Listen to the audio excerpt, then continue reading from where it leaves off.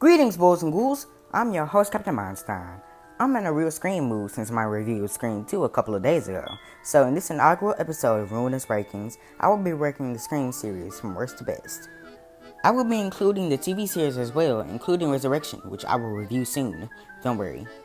This entire list is my own opinion, very subjective, so if you don't agree, put your list down in the comments or make your own video. Also, the number one spot might be obvious, but just bear with me. These are also subject to change at any time, so don't take these to heart. These will include mild spoilers, so spoiler warning.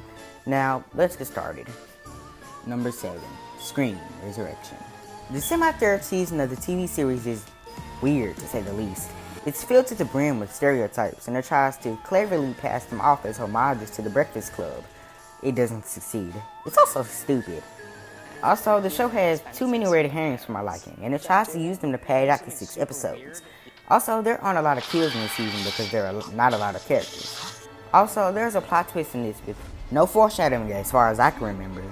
I like plot twists to have foreshadowing and build up, and this just doesn't have that. The characters are also boring too. Dion and Keke Palmer's characters are more well written than the rest though, and I actually cared about if Keke was going to die.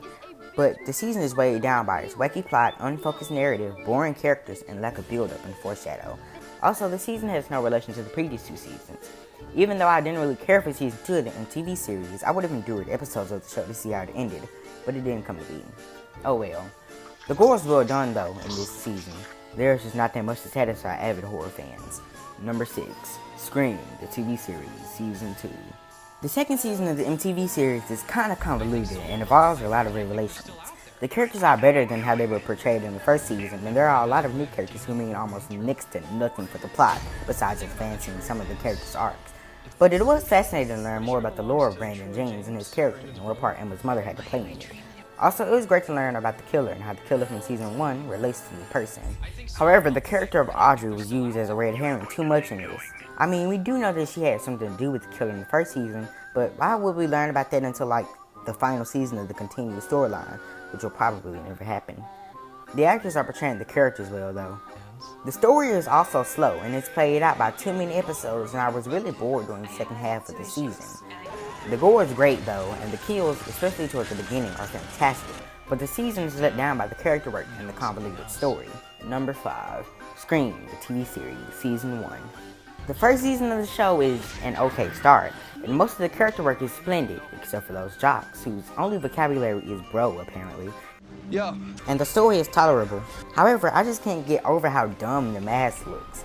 It looks like the creators just put an open mouth on a regular mask. However, the story behind the mask is interesting, and Lakewood had plenty of secrets that I enjoy learning about. The main trio of characters are well written too, and the actors all perform well, but I'm going to save the important stuff for a review later on. Number 4. Scream 3. The third Scream flick is definitely a good watch and enjoyable throughout, and it ends the original trilogy well with loose ends tied, and Neve Campbell's acting is strong, as always. But the sad D-cell plot just doesn't do it for me, and the actors who play in that film are very annoying and some of the worst characters in the series. The film is highly enjoyable though, and it isn't bad enough to the point where it's unbearable to watch, like Seed of Chucky. The killer is extremely convoluted though, but his motive makes enough sense, I guess. Finding out that he was the mastermind behind everything was cool, but it kinda diminished how scary the killers from the first film were, but it's whatever. Also, what was Courtney Cox's haircut? Ugh. Number 3. Scream 4. Scream 4 was the revival of the Scream series in 2011 after the horror genre was subject to a lot, and I mean a lot of remakes. All of the surviving cast returns, and the whole subplot with the killer recording the murders is fascinating. He's recording the murders. What? This time, he's making the movie. But it's kind of reminiscent of the Poughkeepsie tapes, but then again, it's nothing new and has probably been done before. The final reveal at the end of the flick was also pretty well done. However, the high school characters and Rebecca are just annoying characters, and it's kind of a cop-out the way they put the main trio into so many dangerous situations and they don't die. The characters by this time are stale and uninteresting. They should just die already. But Scream 5 should at least give Sydney a very honorable death if she does die, because she is a wonderful character, and Neve Campbell continues to play her magnificently throughout this film. The flick is good, but it doesn't have the same charm that the first film had. Anyway, on to the top 2. Number 2. Scream 2. Well, I'm going to save things here because I literally have a 30-minute review of Scream 2 just above this video, but just know that this is my number 2 spot. Number 1, Scream. Of course, the first Scream is the best and is my number 1 spot. The characters are wonderful, the film perfectly handles the mixture of horror and comedy, and the self-referentiality is fun and was innovative at the time. The reveal, however, was fairly obvious, but the characters were well written and acted, so the reveal made sense and was welcomed. Scream is just a highlight of this slasher genre for many reasons. Maybe I'll re-review it, I don't know. Okay, that was my ranking of the Scream series from worst to best. I know the video isn't that long, but I have a review of Zombieland coming up, so I just wanted to do this video to tide you guys over. Like I said, this was my own subjective opinion, so if you don't agree, put your list in the comments below or make your own video. This is Captain Myenstein signing out. If you liked this video, like it. But if you loved it, make sure you subscribe to me, Captain Myenstein. Make sure you follow me on my social media, Facebook, Twitter, and Instagram, @Captain Myenstein.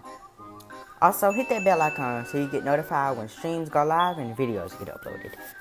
I hope your nightmares are plentiful, and I hope to see you again for another episode of The Captain Myenstein Show.